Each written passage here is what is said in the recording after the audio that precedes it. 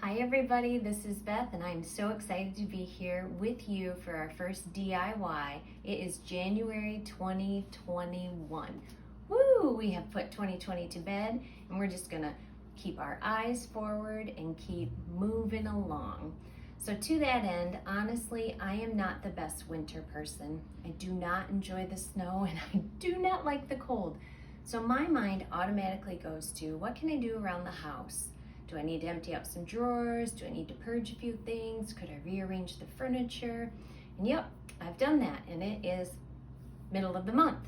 So I got to thinking about our outdoor space. So I know I've told you we have this tiny little house, right? And we do, and it's cute and I love it. I love even more the outdoor space that my husband and I have created together. He poured us a huge patio, so we have like a huge, for us, it's 16 by 16 foot patio. We built a fire pit in the middle and we have some really nice furniture that we've accumulated over the years for outdoors.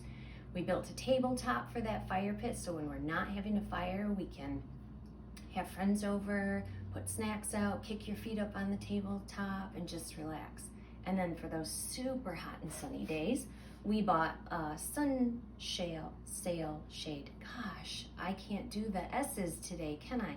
We bought a sail shade to block the sun. So we get a little relief from the heat, but can still enjoy the outdoors.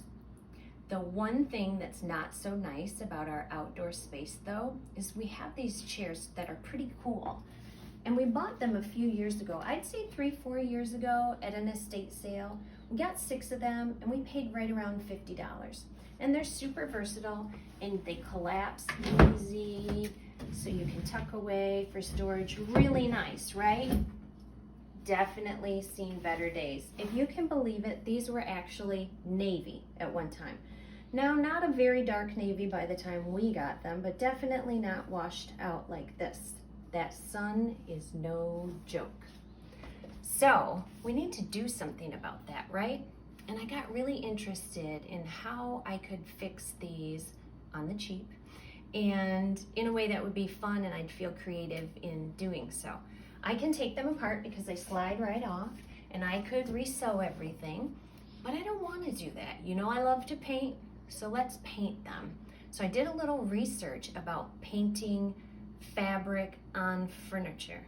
And it's amazing to me, you can use pretty much everything, anything. I saw a post where people painted with acrylic paint, like the little craft acrylic paint, using either fabric medium in that or just the acrylic paint and water. Crazy, I never would have thought of that, but they did it. Another gal used regular latex paint in an eggshell finish. She did it through a sprayer on her patio furniture and had to do 3 or 4 different coats because she went from a dark color to white. But before she waxed them to seal them, they were already water resistant because she got caught in a little storm and has pictures of the water beating up. So now I'm really intrigued, and you know I love paint, and you know I have a bunch of chalk paint here. I've worked with a lot of different paints in the last couple weeks, months, a lot of different colors. So I wanted to show you, you can buy and find all kinds of chalk paints just about anywhere. These I picked up at a grocery store when I was out getting my groceries. I bopped down the craft aisle and found these. I have something in mind for these for a fall project, but you know these are not my colors. If you've watched any of our DIYs, you know that my wheelhouse is teal, aqua, black, white, gray, maybe a little silver. So I have this gal, love this color. I'm gonna use this one today to show you how we're gonna paint some chairs. So first we have to mix it because chalk paint, especially if you're using chalk paint, you have to thin it down.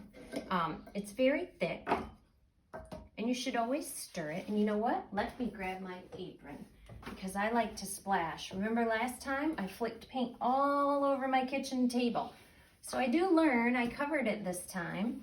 And I'm gonna cover myself too, because I like this summer reading t-shirt. All right, so we're gonna mix the paint because with chalk paint, it's rather thick. So I wanna give it a nice stir to make sure it's all incorporated, like my jiggly table. I guess that should be on my list of things to do, huh? All right, so I've gotten it nice and stirred. So I'm gonna clean off my stir stick. And I'm gonna set this aside. Use this for that. Set that aside. So now I'm just gonna pour, and you know how I love exact measurements, not even a little bit. I'm just gonna pour some right in this bowl. Now I actually have a kind of yucky looking container that I've used over and over and over again, but it is really yucky looking, and I have a different paint in it. So I decided just to use one of these nice little Pyrex dishes. Cap my paint, give it a little tap. That's what aprons are for, right? Then I'm gonna thin it. So you see how thick it is here? I'm gonna thin it a little bit, just a little bit. Let me pull this in here so it might be a little easier to see. And I'm just gonna even use my brush and just swirl this around. And I'm hoping I can get it all to incorporate. And if not, I'll just grab that little stir stick and give it a whirl.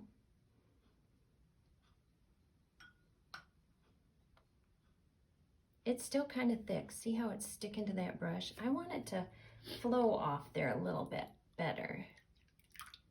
Add a little more. I'm gonna grab my stir stick and bring that back over here. I'll give that a try. That feels a little bit better. Okay.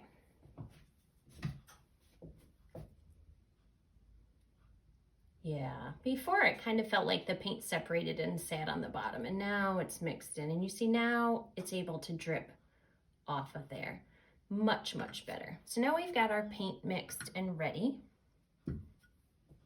And we have to get our seat ready. So we're gonna paint the seat today.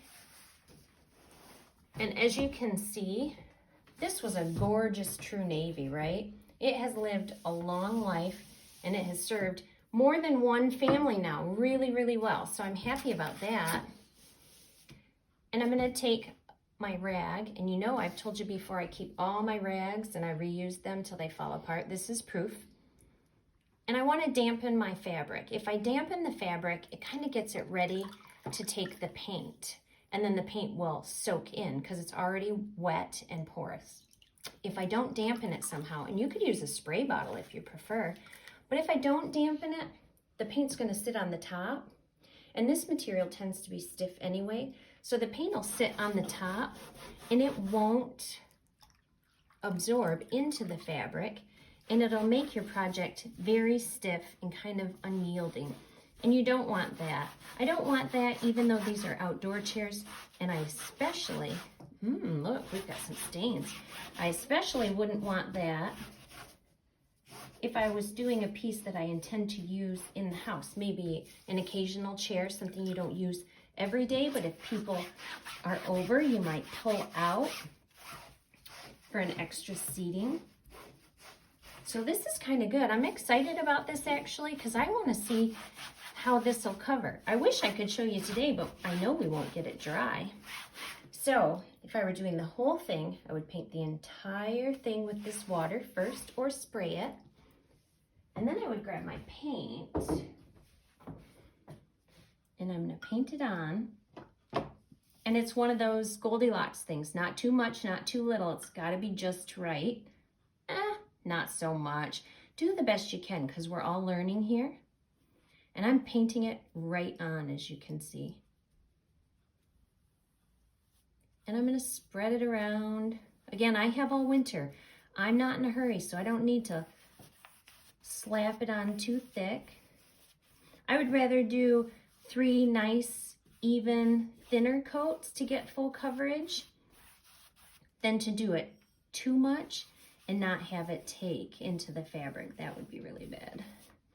So these areas where there are seams, you kind of have to finagle it a little bit and work it down in there.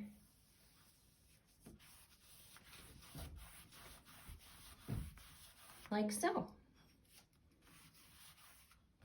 Obviously, I enjoy painting, so if you're a person who does not like painting and it stresses you out, this might be something you want to give to a teenager in your home as a chore to do if you need a little facelift for your outdoor space or your occasional chair. I probably wouldn't try this on a couch or something I sat on tons, but I do like to paint and it's very soothing to me. Even just sitting here, I want to keep going, but you know, I only get so much time with you guys, so this is what it looks like as you're painting then. So it'll stay like this and you'll set that aside to dry. And once you have let it dry, it's gonna look like this. So see, some of my blue is peeking through. It's a little streaky. And yes, this does look, and it does feel kind of stiff right now, but remember, this is two sides. I had to paint two sides. And as I work with it and sand it, yeah, we're gonna sand it, it's gonna loosen up and become more pliable. This is our chair back after 2 coats. So see, much better coverage. You can just see the difference in that. Streaky, not so much. So here's the weird thing. I said you sand it, right? I wasn't kidding. So when you first get done, let me find them. Here, you can see all these little bumpies and crusty things sticking up. And all that is the fabric fibers popping up as they've gotten wet and they've absorbed that. Sort of like wood, you have to sand it to knock down those fibers.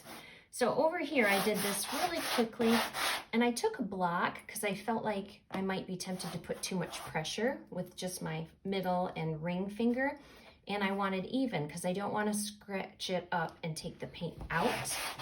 But I do want to get those bumps knocked down. Isn't that crazy, you guys?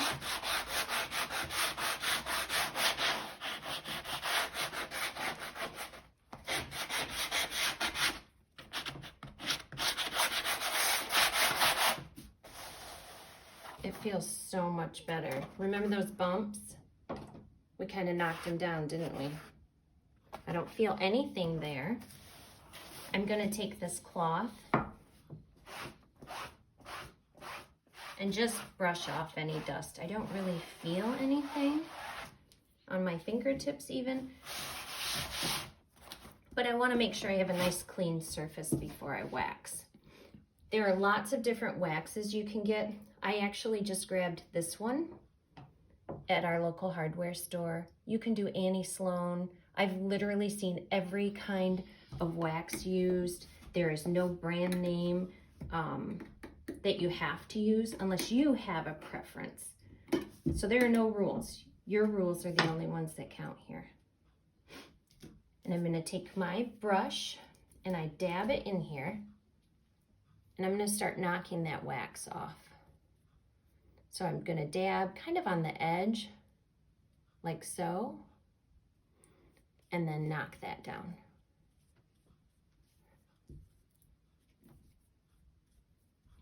Because you're gonna have to spread this all over, and you don't want any globs. And I did get a glob up high there, see that? So I'm gonna try and knock that off. Okay, and then we're gonna come over here and brush it on. And I'm not sure if you can see that there's a color change or a sheen happening, but there is. This is getting a little shiny. That's just because the wax is currently wet, right? It's not gonna stay like that.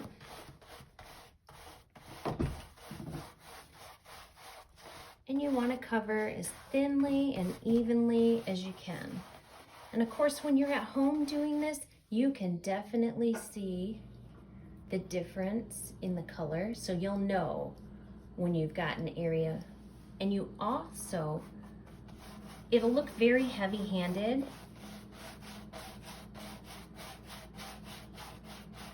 in areas where you've gotten a little bit too much, and you can go back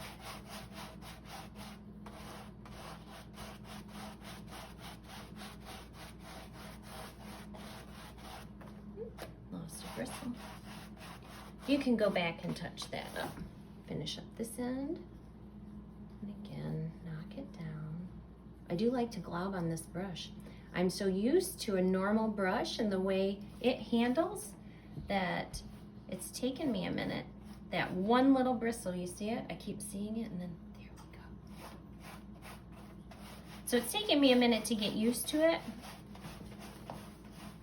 But like I said, DIY is making do, right? Making the stuff you have into something you do love again, or finding out a way to use the things you already have. We can't always get to the store right now. We can't always get a good curbside pickup. Sometimes we can't even find the stuff we want online. But if you have stuff that you can make use of, this is a great little project for you to do at home. So now you have the back of your chair cleaned up, pretty. We'll let this dry. Once it's dry, I'm gonna do the other coat on the back side, and I'm gonna wax that. And as this dries, it'll actually soften as I maneuver and manipulate the material. So the more we use it over time, the better it will feel. And then in the spring, we're gonna do something about the rest of this chair because whoa, do those legs and arms need some help. So we might get out the sprayer and spray those, or maybe gel stain and polyurethane them. I don't know, it'll just depend on whatever strikes me at that moment. We have lots and lots of materials for you at the library, both in the building physically and available on your device, tablet, laptop, phone, that you can do from one of our apps. So if you have any questions or if you are interested, feel free to get online or give us a call and we'll help you find the right things, whether it's painting furniture, painting fabric, dyeing fabric, any kind of crafty thing. Thank you for joining me today for DIY. Don't forget to look on our online calendar for all our take and make activities. Those are items that you can pick up through curbside at either location. We give you all the instructions and we even post a video to give you the how-tos. So I've enjoyed our time today. I hope you have too. I look forward to seeing all my pretty chairs out on my outdoor space this spring, and I hope you do too. You guys have a great night and an even better tomorrow.